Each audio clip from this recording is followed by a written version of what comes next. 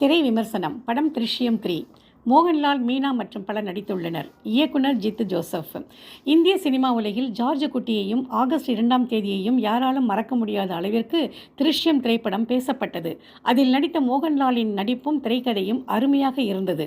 தன் மகளுக்கு பாலியல் தொல்லை கொடுக்கும் இளைஞனை மனைவியும் மகளும் எதிர்பாராத விதமாக கொல்ல, அந்த கொலையை மறைக்க குடும்பத் தலைவரான ஜார்ஜ் குட்டி எப்படியெல்லாம் திட்டமிட்டு காவல்துறையை ஏமாற்றினார் என்பதை விறுவிறுப்பாக முதல் மற்றும் 2ஆம் பாகங்களில் இயக்கியிருந்தார் இயக்குனர். ஆனால் இந்த படத்தில் ஜார்ஜ் குட்டி சிக்கினாரா என்றால் இல்லை என்றுதான் சொல்ல வேண்டும்.